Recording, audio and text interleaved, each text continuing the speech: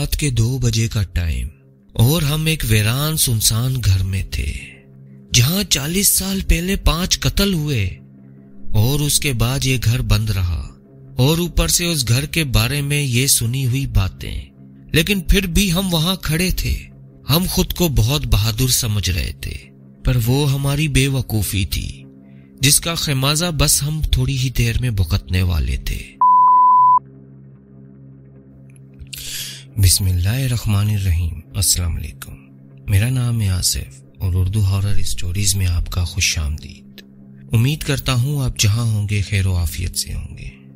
دوستوں، آج کا یہ واقعہ لاہور سے فرقان نے شیئر کیا ہے، جو فرقان اور اس کے 2 اور دوست وسیم اور طاہر کے ساتھ پیش آیا تھا۔ دوستوں، اس واقعے کو سن کر میں نے ایک بار خود کو ان کی جگہ رکھ کر محسوس کیا تو مجھے خود بہت خوف آنے لگ گیا۔ واقعہ شروع کرنے سے پہلے آپ سب سے گزارش ہے کہ میرا چینل سبسکرائب کریں۔ فرینڈز، یقین کریں ویڈیو بنانے میں بہت محنت لگتی ہے۔ آپ کا سبسکرائب میرے لیے ایک میڈیسن کا کام کرتا ہے۔ پلیز مجھے سپورٹ کریں تاکہ میری حوصلہ افزائی ہو اور میں مزید اچھی سٹوریز آپ کی پیش خدمت لاتا رہوں۔ تو چلیں اب وقت ضائع کیے بغیر فرقان بھائی کی زبانی اس واقعے کو شروع کرتے ہیں۔ السلام علیکم آصف بھائی، آپ کی سٹوریز کافی ٹائم سے سن رہا ہوں اور میں نے دوسروں کی بھی سٹوریز سنی ہے، پر مجھے آپ کا انداز بیاں بہت اچھا لگتا ہے، تو میں نے سوچا کہ آپ کے ساتھ اپنی زندگی کا ایک بھیانک واقعہ شیئر کروں۔ یہ واقعہ ہم 3 دوستوں کے ساتھ پیش آیا تھا، میں، فرقان، طاہر اور وسیم۔ طاہر میرے محلے کا دوست ہے جبکہ وسیم میرے ساتھ یونیورسٹی میں پڑھتا تھا۔ اس واقعے سے پہلے تک مجھے اور طاہر کو بھوت، عصیب اور اس طرح کی پیرانارمل ایکٹیویٹیز کے بارے میں جاننے کا بے حد جنون تھا، جبکہ وسیم کو ان چیزوں سے ڈر لگتا تھا، پر اس کو ویڈیو اور فوٹو شوٹنگ کا بہت شوق تھا۔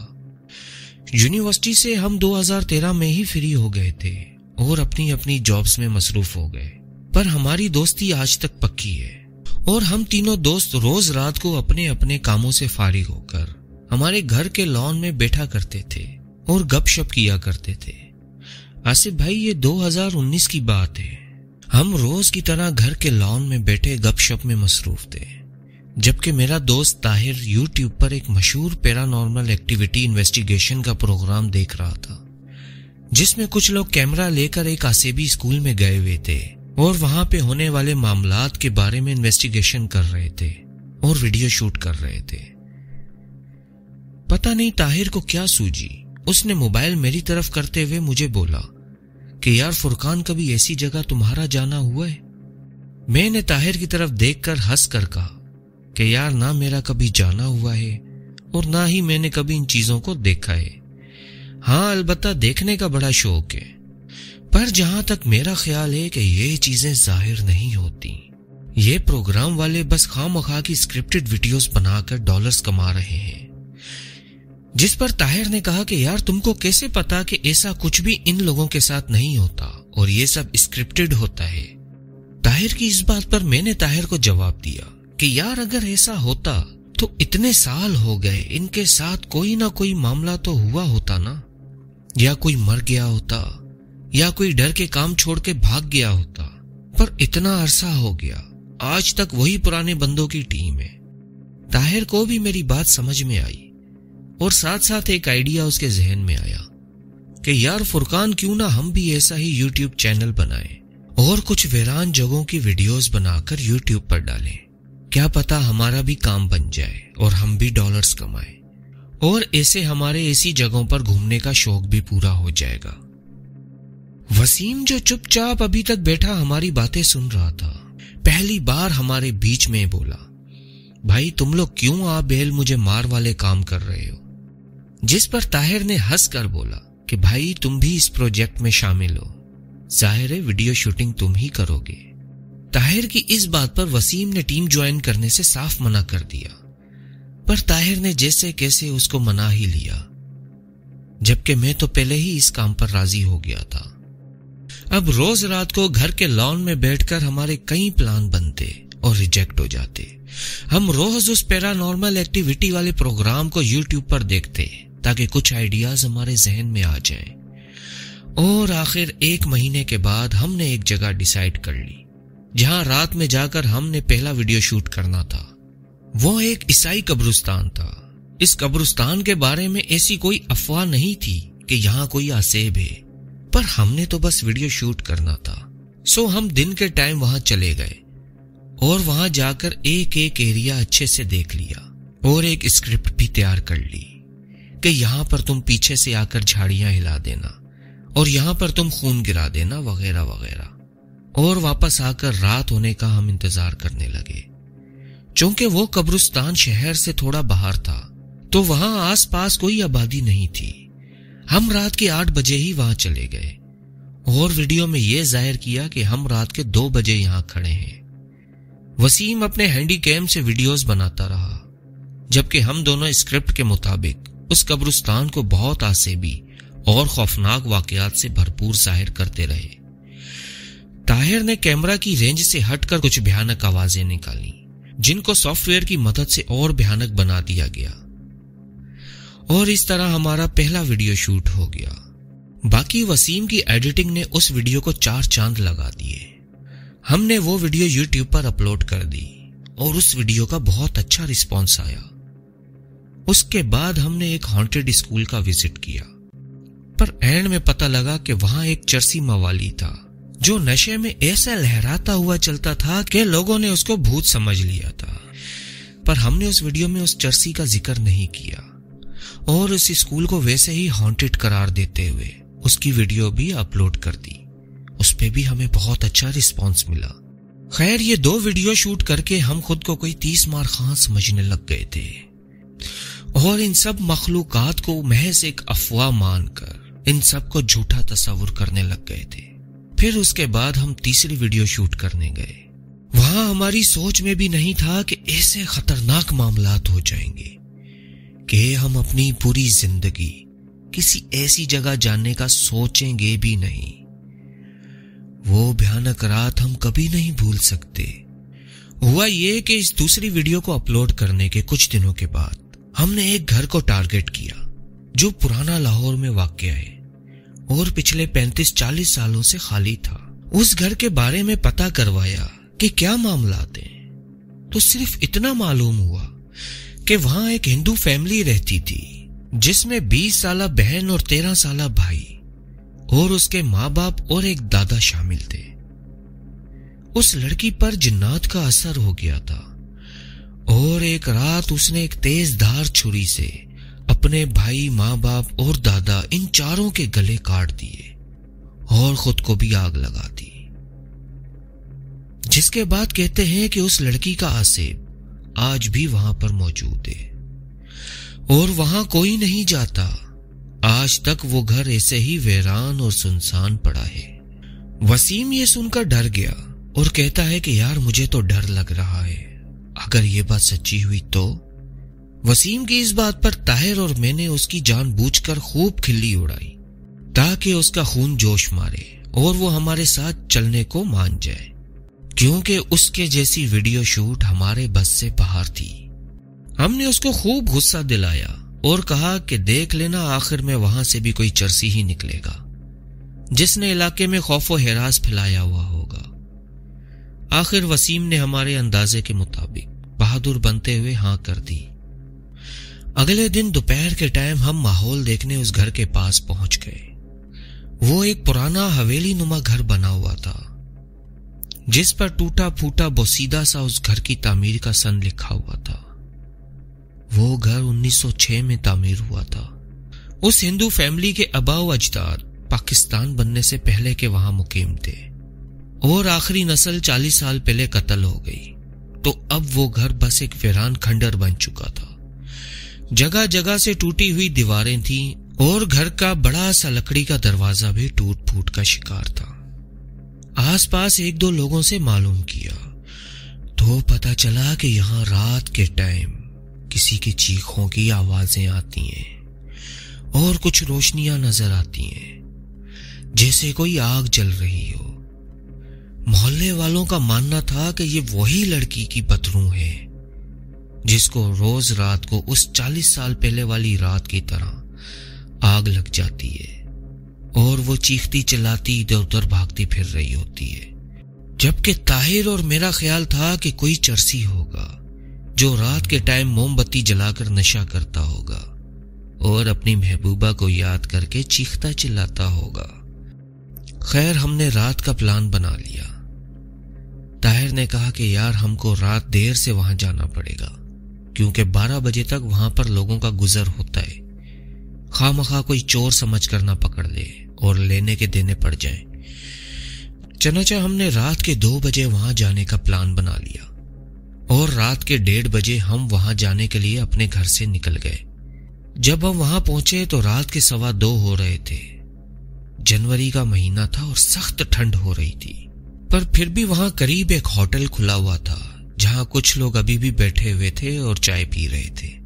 ہم طاہر کی کار لے کر آئے ہوئے تھے تو ہم وہیں سائیڈ میں کار لگا کر اس ہوٹل کے بند ہونے کا انتظار کرنے لگے، جو تقریباً رات کے 3 بجے بند ہونا شروع ہوا، اور پھر 3:30 بجے وہاں ہمارے سوا اور کوئی نہ تھا۔ میدان صاف پا کر ہم تینوں کار سے نکلے اور سیدھا اس دیوار کی طرف چلے گئے جہاں سے وہ دیوار زیادہ گری ہوئی تھی۔ دیوار کا یہ حصہ صرف 3 فٹ اونچا تھا۔ اس دیوار کو ہم نے دوپہر میں ہی دیکھ کر پلان کر لیا تھا کہ ہم یہاں سے اندر جائیں گے، اور اگلے کچھ لمحوں میں ہم اس گھر کے زینے میں تھے۔ ہر طرف گہری تاریکی اور ہو کا عالم تھا۔ وہ گھر خود میں ایک عجیب سی وحشت لیے ہوئے تھا جس کو ہم تینوں نے محسوس کیا۔ میرے خود کے رونگٹے ایک انجانے سے خوف سے کھڑے ہو گئے تھے، اور وسیم اور طاہر کی بھی ایسی ہی حالت تھی۔ ابھی ہم تینوں زینے میں کھڑے اس گھر کو ہی گھور رہے تھے کہ اچانک سے اس گھر کے قریب ہی ایک کتے کی بھونکنے کی آواز آئی۔ ہم تینوں کے دل تو جیسے حلق میں آ گئے۔ وسیم کی تو ڈر کے مارے ہلکی سی آہ بھی نکل گئی۔ وسیم بولا کہ یار چلو یہاں سے، مجھے بہت ڈر لگ رہا ہے، کہیں واقعی میں یہاں ایسا کچھ مل گیا تو۔ اس سے آگے وسیم کچھ نہ بول سکا اور چپ ہو گیا۔ 1 سیکنڈ کے لیے میں نے بھی سوچا کہ یار واپس چلتے ہیں، پر تجسس اور ہمارے پچھلے ایکسپیرینس کو دیکھ کر ہم نے دل مضبوط کیا کہ اب اتنا آگے آ گئے ہیں، بس 10-15 منٹ کی ویڈیو شوٹ کر کے چلے جائیں گے۔ ہم نے وسیم کا بھی حوصلہ بڑھایا اور میں نے اور طاہر نے اپنی اپنی ٹارچز آن کر لی، جبکہ وسیم نے بھی اپنی پوزیشن سنبھال لی اور ہم تینوں کے پیچھے اپنا کیمرہ آن کر کے چلنے لگا۔ زینا پار کر کے ہم گھر کے دروازے تک پہنچ گئے۔ وہ گھر ٹوٹل 2 منزلہ تھا۔ ہم اندر داخل ہو گئے۔ اندر داخل ہوتے ہی ہم کو کافی گرمی کا احساس ہوا اور ساتھ ساتھ فضا میں جلنے کی بدبو بھی آ رہی تھی۔ ایسا محسوس ہو رہا تھا جیسے کسی نے کچھ دیر پہلے یہاں آگ جلائی ہوئی ہو۔ طاہر اور میں تو یہ سوچ رہے تھے کہ جو موالی یہاں رہتا ہے اس نے سردی کی وجہ سے جلائی ہوگی، جبکہ وسیم کے ذہن میں آس پاس کے لوگوں کی باتیں گھوم رہی تھیں کہ اکثر رات کے ٹائم اس لڑکی کی بدروح کو اس 40 سال پہلے والی رات کی طرح آگ لگ جاتی ہے۔ بے شک وسیم کی سوچ ٹھیک تھی، جس کا احساس ہم کو بہت دیر بعد ہوا۔ وسیم نے ایک بار پھر کہا کہ یار چلو چلتے ہیں، کسی اور جگہ کی ویڈیو بنا لیتے ہیں، پر ہم نے اس کی بات انسنی کر دی۔ گویا ایسا لگ رہا تھا جیسے کوئی انجانی طاقت ہم کو اپنے قابو میں کر چکی تھی، جو ہر صورت میں یہ چاہتی تھی کہ ہم اس گھر میں داخل ہوں اور اس کا انجام بھگتیں۔ اس گھر کے گراؤنڈ فلور میں ایک ہال بنا ہوا تھا جہاں ہر طرف مکڑیوں کے جالے تھے۔ ایک طرف ایک کچن بنا ہوا تھا، جبکہ اس کے ساتھ ایک باتھ روم تھا، اور سامنے 2 بڑے بڑے کمرے تھے جن کے دروازے آدھے کھلے ہوئے تھے۔ ہم اپنی ٹارچز سنبھالے ایک کمرے کی طرف بڑھ گئے۔ ہم دونوں آگے آگے تھے، جبکہ پیچھے وسیم کیمرہ لیے سب کچھ شوٹ کر رہا تھا۔ جیسے ہی ہم کمرے میں داخل ہوئے، پیچھے سے وسیم کی چیخ سنائی دی۔ ہم جلدی سے مڑے، پیچھے دیکھا تو وہ خوف سے تھڑ تھڑ کانپ رہا تھا۔ ہم نے پوچھا کیا ہوا وسیم، سب خیریت تو ہے؟ وہ بولا کہ مجھے کسی نے سر پر چھوٹا سا پتھر مارا ہے۔ یہ سن کر مجھے بھی خوف طاری ہو گیا۔ کیونکہ ہم تو آگے تھے اور پتھر پیچھے سے، مطلب کس نے اور کیسے مارا۔ اتنے میں طاہر نے اوپر روم کی چھت پر ٹارچ ماری اور ہنستے ہوئے بولا کہ یار یہ 100 سال پرانا گھر ہے، اس کی چھت تو دیکھو کتنی بہت سیدھا ہے، کوئی ٹکڑا ٹوٹ کر اس کے سر پر گر گیا ہوگا۔ طاہر کی اس دلیل پر ہم بھی مطمئن ہو گئے، لیکن ساتھ ہی طاہر نے منع کر دیا کہ یہ چھت والا معاملہ اس ویڈیو میں مت دکھانا، لوگوں کو یہی ظاہر ہو کہ کسی نے پتھر مارا ہے۔ خیر دونوں کمرے ہم نے شوٹ کر لیے اور کچھ بڑھا چڑھا کر ویڈیو میں یہاں کے کچھ واقعات سنائے اور لوگوں کو دکھایا کہ کیسے یہاں پہ سارا سامان ٹوٹ پھوٹ کا شکار ہو چکا تھا۔ دیوار کے جس حصے پر ہم ہاتھ لگاتے وہ جھڑنا شروع ہو جاتی۔ تھوڑی دیر میں ہم کو محسوس ہوا کہ کمرے میں اچانک سے گرمی بڑھنے لگ گئی ہے اور سانس بھی ٹھیک سے نہیں آ رہا، تو ہم کمرے سے نکل کر ہال میں موجود کچن کو شوٹ کرنے وہاں پہنچ گئے۔ کچن میں بھی سب چیزیں ٹوٹ پھوٹ کا شکار تھیں اور جگہ جگہ کتے بلیوں کی غلاست پڑی ہوئی تھی اور مکڑیوں کے جالے ہوا میں لٹک رہے تھے۔ وہاں بھی ہمارا دم گھٹنے لگا۔ ہم جلدی سے باہر نکل آئے اور اوپر کی سیڑھیوں کو جانے کے لیے مڑے۔ اتنے میں ہم کو اوپر سے ایک ہلکی سی آہٹ محسوس ہوئی۔ طاہر نے انگلی منہ پر رکھ کر اشارہ کیا اور آواز غور سے سننے لگا۔ ایسے لگ رہا تھا جیسے کوئی اوپر چل رہا ہو۔ رات کے 2 بجے کا ٹائم اور ہم ایک ویران سنسان گھر میں تھے جہاں 40 سال پہلے 5 قتل ہوئے اور اس کے بعد یہ گھر بند رہا، اور اوپر سے اس گھر کے بارے میں یہ سنی ہوئی باتیں، لیکن پھر بھی ہم وہاں کھڑے تھے۔ ہم خود کو بہت بہادر سمجھ رہے تھے، پر وہ ہماری بے وقوفی تھی جس کا خمیازہ بس ہم تھوڑی ہی دیر میں بھگتنے والے تھے۔ ایک لمحے کے لیے آپ خود کو ہماری جگہ رکھ کر سوچیں کہ اس آہٹ پر ہماری کیا حالت ہوئی ہوگی۔ میں نے تو وہاں سے بھاگنے کا سوچ لیا، پر بولنے کی ہمت نہیں ہو رہی تھی، کیونکہ جتنا ہم نے وسیم کو تانے مار مار کر ذلیل کیا تھا، اب اگر میں بھاگ جاتا تو طاہر اس سے کئی گنا زیادہ مجھے ذلیل کرتا۔ پر تجسس سے مجبور طاہر نے اوپر چلنے کا اشارہ کیا اور مجبوراً ہم دونوں کو بھی اس کے پیچھے چلنا پڑا۔ ہم سیڑھیاں چڑھنے لگے۔ سیڑھیوں کے بیچ میں طاہر رکا اور ہماری طرف مڑ کر سرگوشی سے بولا کہ مجھے لگ رہا ہے یا تو اوپر کوئی جانور ہے یا کوئی چرسی۔ پھر وسیم کو بولا کہ کیمرہ تھوڑا میرے سامنے لاؤ، اور وہ اس کیمرے کو دیکھتے ہوئے کہنے لگا کہ گائز اوپر سے آوازیں آ رہی ہیں، لگتا ہے کہ اس لڑکی کی روح ضرور اوپر ہوگی۔ ہم اس کو کیمرہ میں کیپچر کرنے کی کوشش کرتے ہیں اور آپ کو بھی دکھاتے ہیں۔ اس کے بعد طاہر نے میری طرف دیکھ کر آنکھ ماری اور آہستہ سے بولا کہ یار ویڈیو میں سنسنی ہوگی تو لوگ دیکھیں گے نا۔ یہ کہہ کر طاہر دوبارہ سے اوپر کو جانے لگ گیا اور ہم بھی اس کے پیچھے پیچھے جانے لگے۔ اوپر بھی نیچے کی طرح 2 کمرے بنے ہوئے تھے۔ ابھی ہم اوپر پہنچے ہی تھے کہ ٹارچز کی روشنی میں مجھے ایسے لگا جیسے سامنے ایک کمرے سے کوئی تھوڑا سا منہ نکال کر باہر جھانکا ہو اور فوراً سے واپس اندر ہو گیا ہو۔ میں نے طاہر کو بتایا تو وہ بولا اس کو تو کچھ ایسا نظر نہیں آیا، پر مجھے پورا یقین تھا کہ میں نے وہاں کچھ ایسی چیز دیکھی ہے۔ وہ ایک چہرہ تھا جس کے لمبے سے بال تھے اور کھلے ہوئے تھے۔ میں نے دوبارہ طاہر کو کہا کہ طاہر بات مان، وہاں پر کوئی ہے، جس پر طاہر نے کہا کہ چلو دیکھتے ہیں، اور ہم تینوں اس روم میں چلے گئے۔ پورا روم دیکھا پر وہاں کوئی نہیں تھا۔ طاہر نے کہا کہ دیکھا میں نے کہا تھا نا یہاں کوئی نہیں ہے، اور پھر وسیم کی طرف دیکھتے ہوئے طاہر بولا کہ یار وسیم ایڈیٹنگ میں یہ باتیں بھی کاٹ دینا، پروگرام میں یہی دکھانا ہے کہ یہاں بہت ہی خوفناک معاملات ہوئے ہیں۔ ابھی طاہر یہی بول رہا تھا کہ اچانک سے اس کمرے سے کسی لڑکی کے ہنسنے کی آوازیں آنے لگیں جو پاگلوں کی طرح کہکے لگا رہی تھی، پر کمرے میں کوئی موجود نہیں تھا۔ ان کہکوں کی آوازیں ہم تینوں نے اب سن لی تھی اور اب شک کی کسی کے پاس کوئی گنجائش نہیں بچی تھی۔ ہم سب کو یہ سمجھنے میں 1 سیکنڈ نہیں لگا کہ اس گھر کے بارے میں جو کچھ ہم نے سنا ہوا ہے وہ سچ ہے۔ ابھی ہم سمجھ ہی نہیں پائے تھے کہ یہ کیا ہو رہا ہے۔ کسی نہ نظر آنے والی مخلوق نے وسیم کے ہاتھوں سے کیمرہ چھین کر زور سے دیوار پر پٹخ دیا، جو اگلے ہی لمحے ٹوٹ کر چورا چورا ہو گیا اور ہم پر پتھروں کی بارش ہونے لگی۔ ہم کمرے سے باہر کو دوڑے اور نیچے سیڑھیوں کی طرف جانے لگے۔ سب سے آگے وسیم تھا، پھر طاہر اور سب سے پیچھے میں تھا۔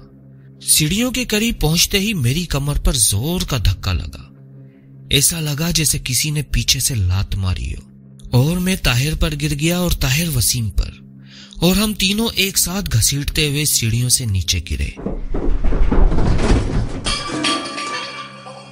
ان دونوں کا تو نہیں پتا، پر میرے جسم کی تو جیسے ساری ہڈیاں ٹوٹ گئی ہوں۔ پر اس ٹائم جو سچویشن تھی، ہم اپنی چوٹوں کی پرواہ کیے بغیر اٹھنے لگے۔ تو اوپر سیڑھیوں پر جو ہم نے منظر دیکھا، اس کے بعد ہماری کیا حالت ہوئی وہ میں لفظوں میں نہیں بیان کر سکتا۔ ہم نے دیکھا کہ سیڑھیوں سے اترتی ہوئی وہ بھیانک مخلوق، اس کے لمبے لمبے بال تھے جس سے اس کا چہرہ ڈھکا ہوا تھا، اور اس کے پورے جسم پر آگ لگی ہوئی تھی، اور وہ ہاتھ اور پیروں کی مدد سے ایسے سیڑھیاں اتر رہی تھی جیسے کوئی بلی یا کتا اترتا ہے۔ ہم سب کا جسم بھاری ہو گیا، خوف ایسا طاری ہو گیا کہ بس نہیں چل رہا تھا کہ دیوار توڑ کر اس گھر سے بھاگ جائے، پر ہمارا جسم اب ہمارے قابو میں نہیں تھا۔ ایسا لگ رہا تھا جیسے کسی اندیکھی طاقت نے ہمارا جسم مفلوج کر دیا ہو۔ ہم رہ رہ کر اس وقت کو کوس رہے تھے اور پچھتا رہے تھے جب ہم نے یہاں آنے کا پلان بنایا۔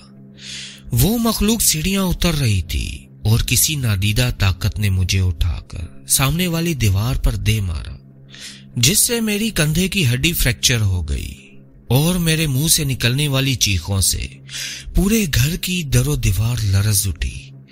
اتنے میں وہ مخلوق طاہر کے پاس پہنچ گئی اور اس نے اس کے منہ پر ایک زوردار تھپڑ مارا، جس سے وہ بھی تقریباً اٹھتا ہوا دور جا گرا اور اس کا جبڑا ٹوٹ گیا۔ وسیم جو یہ سب دیکھ کر خوف سے کھڑا کانپ رہا تھا، وہ الٹے قدموں پیچھے ہٹنے لگا، پر وہ مخلوق اس کو دیکھ کر اتنا زور سے چیخی کہ خوف کے مارے وہ وہیں زمین پر گر گیا، اور وہ مخلوق اس کے سینے پر آ کر بیٹھ گئی اور دونوں ہاتھوں سے اس کا گلا دبانے لگی۔ بقول وسیم کے کہ وہ اتنی بھاری تھی جیسے اس کے سینے پر کسی نے گاڑی چڑھا دی ہو۔ اس کا سانس رکنے لگا تھا اور آنکھیں ابل کر باہر کو آ گئی تھی۔ پتہ نہیں کیسے میرے ذہن میں آیا اور میں نے زور زور سے آیت الکرسی کا ورد کرنا شروع کر دیا۔ اسی ٹائم وہ مخلوق چنگاڑتی ہوئی وسیم کے اوپر سے اٹھی اور واپس سے اوپر کو بھاگ گئی۔ واپس جاتے جاتے اس نے پلٹ کر وسیم اور ہم کو دیکھا، جیسے اس کو افسوس ہو رہا تھا کہ ہم بچ گئے، اور اوپر جا کر وہ مخلوق غائب ہو گئی۔ وسیم بے ہوش ہو چکا تھا، میرا کندھا ڈیمیج ہو چکا تھا، جبکہ طاہر کا جبڑا ٹوٹ چکا تھا۔ پر اس ٹائم جان بچانے کی جستجو میں ہم دونوں اپنی تکلیف بھول کر بے ہوش وسیم کو گھسیٹتے ہوئے گھر سے باہر نکلے۔ گھر سے ابھی بھی اس مخلوق کی ہنسنے کی آوازیں آ رہی تھی۔ ہم دونوں نے مل کر وسیم کو جیسے تیسے اٹھا کر گھر کی دیوار پھلانگی۔ ہمارے منہ سے بچاؤ بچاؤ کی چیخیں نکل رہی تھی، جن کو سن کر قریب کے گھروں سے لوگ نکل آئے اور ہم کو ہاسپٹل تک پہنچایا گیا۔ وسیم کو 3 دن کے بعد ہوش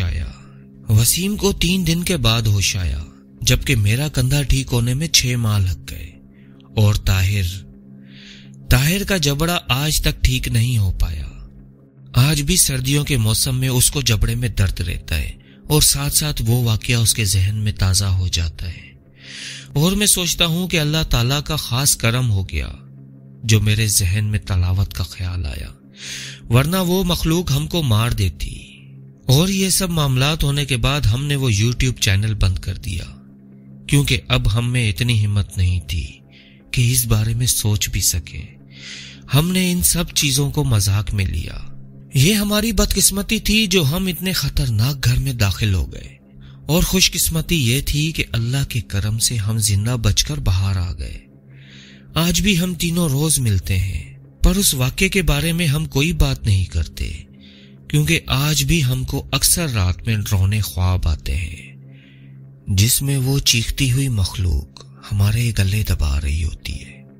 آصف بھائی، اس واقعے کا ایک ایک الفاظ سچا ہے اور میری سب بھائیوں سے درخواست ہے کہ تھوڑی سی پبلسٹی کے خاطر اپنی جان جوخم میں مت ڈالیں اور ان مخلوقات کو تنگ نہ کریں، ورنہ انجام بہت بھیانک ہو سکتا ہے۔